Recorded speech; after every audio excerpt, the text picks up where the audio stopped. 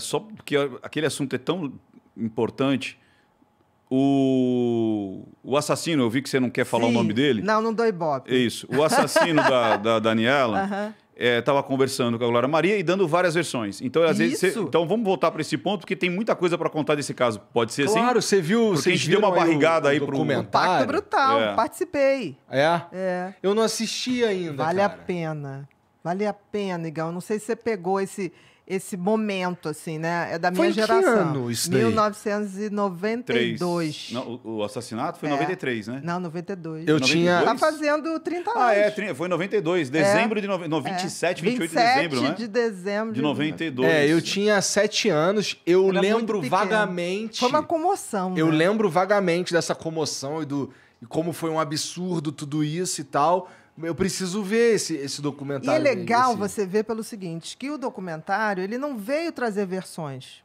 Ele já foi julgado. Isso. Ele veio trazer provas documentais, de testemunha, né? Que até hoje, muita gente, quando vai falar, fala assim, não era aquela atriz que tinha caso com o parceiro de trabalho? Nunca teve. Nunca teve. É o lance da mídia, né? O quanto que a mídia... manipulou aquela história. E virou um folhetim. A própria Glória falou, né? Precisava de um folhetim para vender. Exatamente. E o próprio advogado acabou acrescentando que tinha um diretor italiano que sabia. Não, mas o quê? Eles contracenavam na novela? Era uma parada assim, eles né? Eles tinham... Era um par, né? Que, na realidade, o par romântico da Dani era o Fábio Assunção. Seria o Fábio Assunção, já estava na sinopse da novela.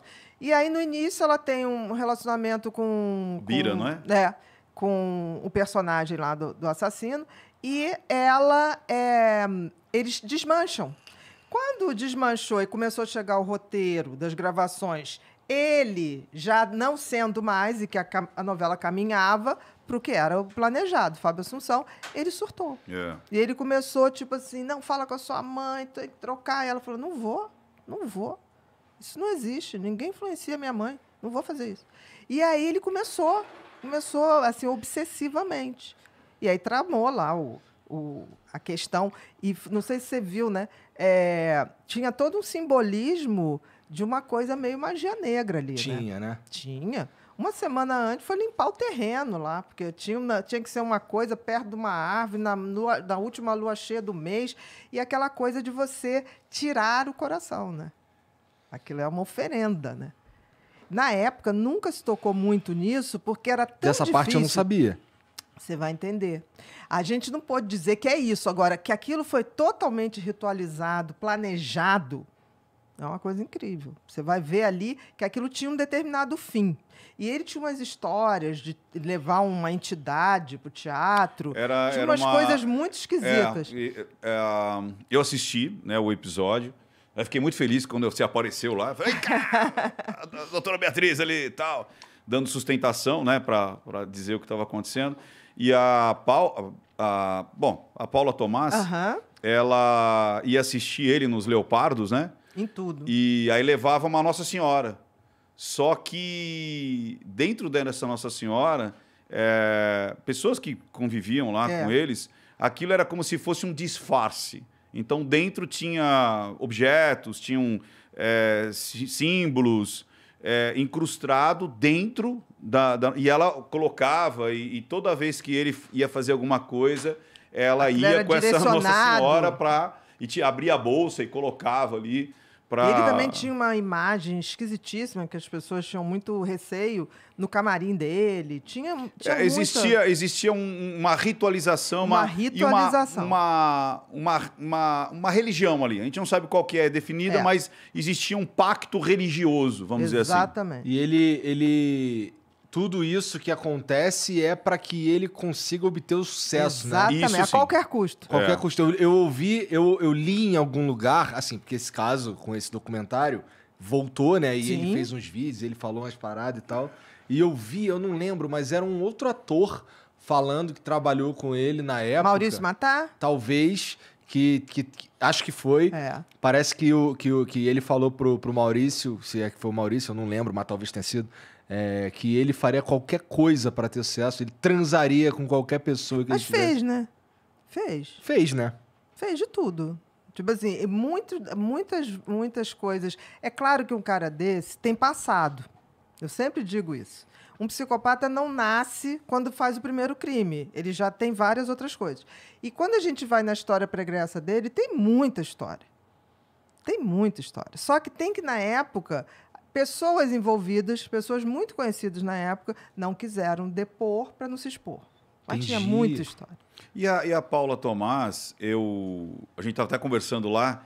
E eu acho que não vão dizer nunca, entendeu? Mas tem muita história pregressa dele. E perguntaram... Como é que tu sabe que tem muita história pregressa se eles não vão dizer nunca? Tu estudou profundamente isso aí? Olha, chegou uma época na minha vida, depois que eu lancei o Mentes Perigosas,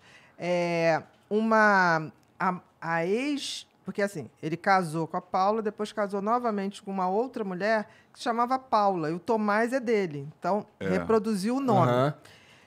Aí teve uma hora que se separou. E aí ele começou a namorar uma outra pessoa. Essa outra pessoa entrou em contato comigo do nada, assim, nos directs da vida e das redes sociais, e começou a falar, ele não mudou nada, ele é isso, isso, isso. Me falou de coisas que aconteciam na igreja que ele frequenta hoje. E aí chegou uma hora que eu falei, olha, eu posso te ouvir, mas eu não posso fazer nada. É uma decisão sua. Você está com ele, né? Aí depois, muito tempo depois, ela falou assim, não, me separei, aquilo é uma maluquice, tem umas coisas muito esquisitas. Eu falei, para e pensa, né? Porque quem sou eu para falar alguma coisa? Mas eu senti que ela queria que eu tomasse uma atitude. Eu não posso tomar uma atitude, até porque era a vida dela. Uma atitude? Que atitude que ela queria que você tomasse? As pessoas acham, né? Atribuem a gente... Ou que você vai pulverizar, poderes vai postar... Eu faço uma análise. Para denunciar um crime lá no Maranhão, crime, sabe? Tipo assim, eu não sou da polícia. Quem denuncia o crime é quem sofreu o crime. Uhum. Entendeu? Eu não posso, olha, vou denunciar... Não é bem assim que funciona. Bia, olhando, lógico, não querendo fechar diagnóstico, longe disso, mas opinião. Como a gente sempre falou, a gente pode ter opinião. Pela sua opinião profissional, você tem mais medo da Paula Tomás ou do outro? Mais dela, da assassina. Que, diga-se de passagem, é de uma frieza inacreditável. Ela era o poder por trás dele. Ela que pautou toda a carreira dele. E ela topava essa coisa da relação aberta para que ele fosse à caça. Mas tudo tinha que reverter para o casal. Então, e se você pensar bem, ele no júri, por exemplo, Igor, ele é tão exibicionista, tão narcisista, que ele no júri, ele simplesmente deu um show. Ele pegou ali o palquinho, que é um júri, e ele começou a fazer a voz da Dani, a voz da mulher, a voz dele, encenar aquilo. Foi patético. E ali todo o juiz ficou muito impressionado com aquilo, porque ele não estava nem aí mesmo. Ele aproveitou para fazer a cena dele. A outra, até hoje, diz que nunca esteve lá. Apesar de ter sido condenada, porque tem provas que ela estava lá. Né? O advogado né? Hugo, que já faleceu, né? Reconheceu, né? Ela. E ela diz, eu nunca estive lá. Eu nunca estive lá. Você sabe, Igor, que essa parte da... Ela é de uma frieza... Essa parte da encenação foi bem interessante. Quando eu fiz a análise... Então eu não vi essa porra. Vai vendo, eu fiz a análise de... Tem que ver, porque é uma aula de psicopatia, né? É uma aula de você ler os autos de tudo que foi feito para não se chegar à conclusão, como as testemunhas foram... como é que se diz? Para não falar... Coagidas. Foram coagidas, né? Pessoas simples, que viram ele dando soco nela e jogando ela dentro do carro. Porque as pessoas diziam, por que aquela menina foi encontrar com ele num terreno baldio? Nunca foi. Já foi desmaiada. Né? Foi levada, não foi encontrar com ninguém, entendeu?